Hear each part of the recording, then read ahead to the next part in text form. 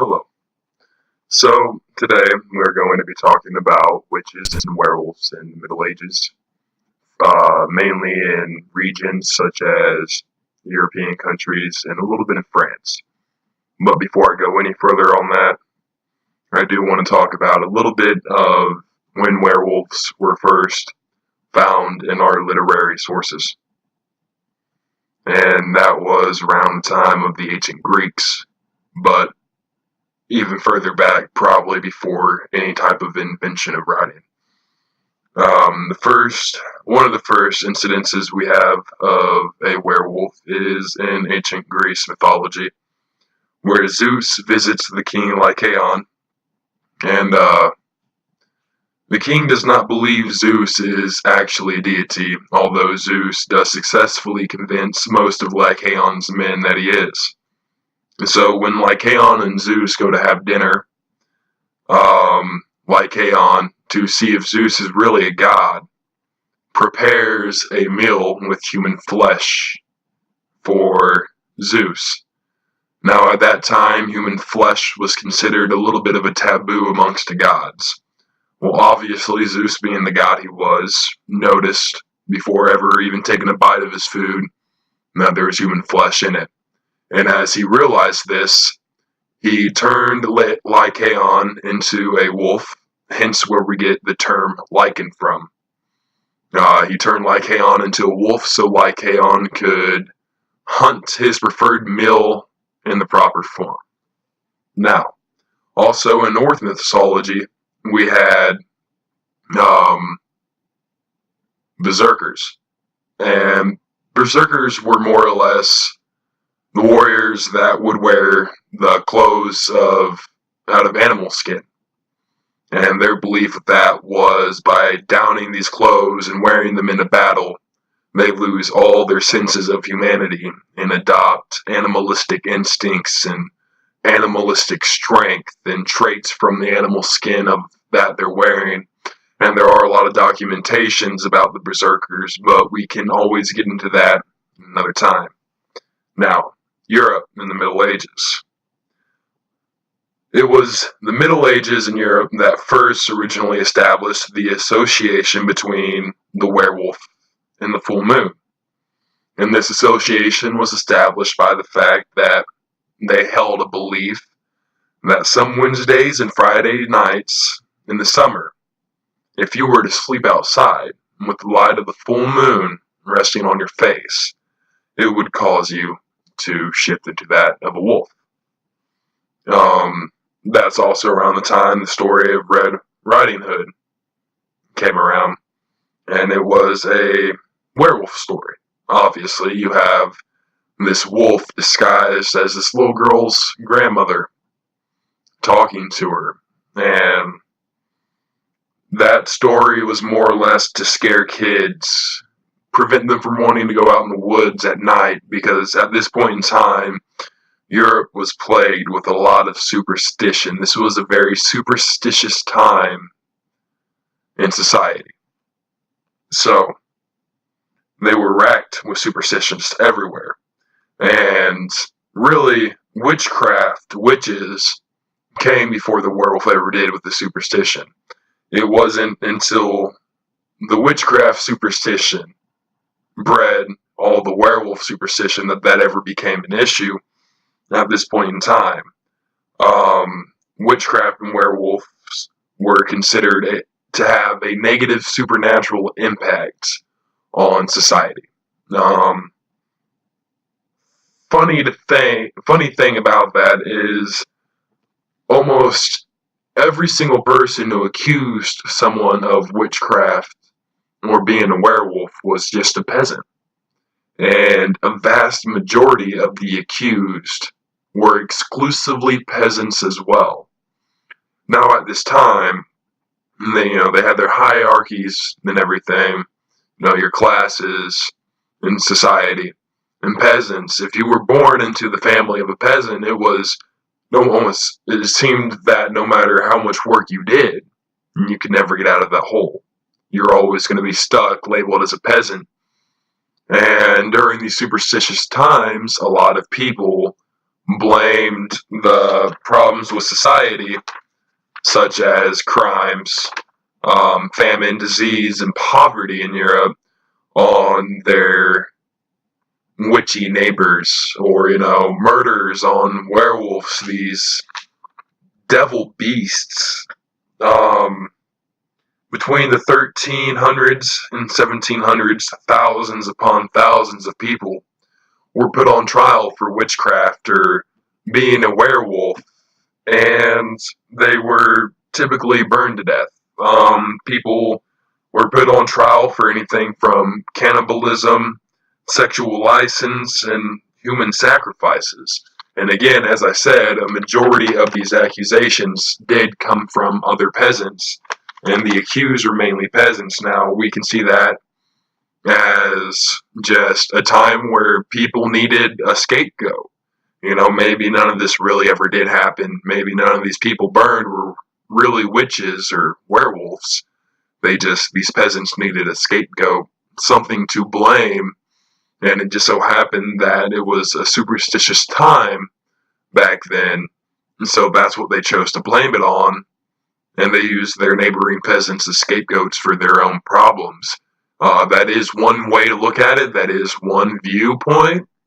Or you could have the viewpoint that a lot of these people that were burned to death were actual werewolves and actual witches. At the end of the day, how you're going to view that information is going to be up to you. So, now, the church created the Inquisition. What the Inquisition was basically a way to allow mass witch hunts throughout the Middle Ages. That way they could hunt all these witches and burn them all to death. Inquisitors were sent out by the church to hunt down heretics. Anyone who was a witch, werewolf, went against the words of the church, because at the time, the church was basically law. The church was law. And these people were called heretics.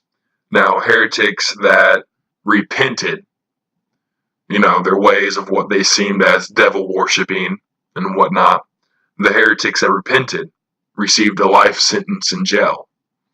And the ones that didn't were typically burned alive as well. We've been over that. And it wasn't until 1532 that severe and extreme torture was made legal. Because the way they saw it is that there's no way to prove that this person cast some type of spell on their neighbor, or this person is turning into a beast on the night of a full moon. In their mind, they had no way to prove this except for a confession. And so the only way they could get a confession in their minds was through means of torture. And a lot of these inquisitors that did the torturing, they got through the torturing by imagining the people they were torturing to be just nothing more than monsters, to make it okay in their head. Now, we can also use this for an example. Two separate viewpoints on this. One is, well, obviously, anyone would admit to being a werewolf if they're being severely tortured, even if they're human, to stop the torture and die already. If you're sitting here getting tortured until you make a confession, after so long, the average person is going to break. And they are going to confess whether it's a true confession or not, just to make it stop. And so you can use that viewpoint as a way to also debunk any of this. Or you can have the viewpoint that a vast majority of these people being tortured were making true confessions and really were witches or werewolves. There, again, like I said, that's another one that has a conflicting point of view on there. You can see it in two different lights. And then another thing I want to touch on, and so while all this is happening and medieval Europe. It wasn't actually until about the early 1500s that werewolves started appearing in epidemic proportions in France. Now, it could be a coincidence, or it could be with everything going on in Europe with the church, that a lot of werewolves started migrating out of country to France to get away from all that and try to save themselves. And a lot of these werewolves could have potentially migrated to France during the early 1500s.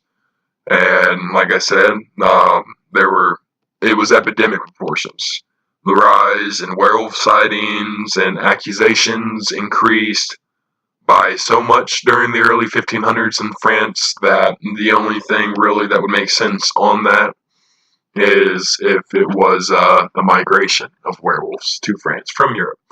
Now, one more thing, I want to end this podcast on one note, and one note alone. A lot of people, they are the see it to believe it type of people. But remember, just because you see something doesn't mean it's true. And that's where illusions come into play. Another note, for people who are people of science, and they believe what science can prove, and they don't believe in what science can't prove.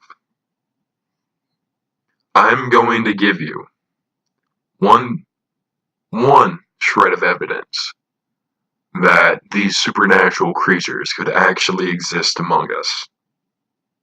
And that shred of evidence is the fact that before every continent knew there were other continents, before people that were living in Europe knew America existed, before all this, before we had boats to sail the seas, before we had planes to fly the sky, every single continent in the entire world had their own legends and myths of these creatures that were all so closely alike. Vampire lore in all these different continents at the time were almost identical, only small minor differences.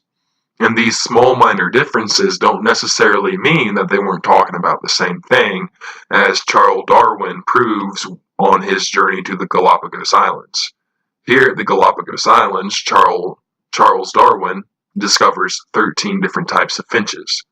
Now, these 13 types of finches all have different size and shaped beaks for obtaining different type of food sources depending on the area of these Galapagos Islands that the finches are at. And he explains this with natural selection. Depending on what area the finch is in, what food source it has available, the ones that have the genetics with a certain type of beak are going to be born and they're going to survive because they can obtain the food. And the ones who are born with a beak size or shape that can't in that area are either going to migrate areas to where it can be used, or they're going to die off, and then slowly over time, all you're going to have or really see in that area are that one particular type of finches that can obtain the food source. The same thing could be said with vampires, werewolves. People forget that human-like species are also as well animals. You know, there's an equilibrium for every species in the entire world.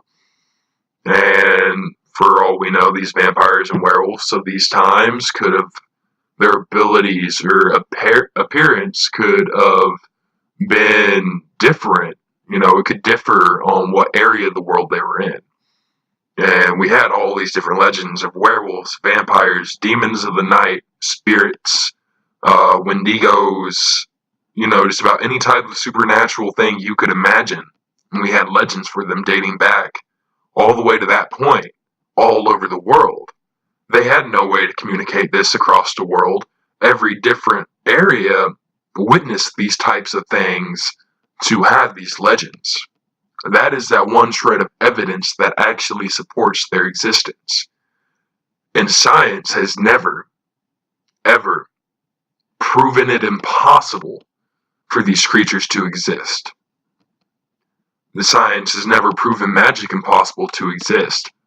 science can say, in theory, it doesn't exist because science doesn't have the knowledge of how something like that could work. But just because science has not advanced far enough to understand things out of its reach does not make it impossible. And that is what I'm going to end this podcast on today. Thank you for listening, and I hope you enjoyed what you've heard today, and I hope maybe you learned something new. Maybe you've developed a different point of view on a few things, and I just hope this podcast was informative to people who are trying to learn a little bit more about the supernatural world. Have a wonderful day.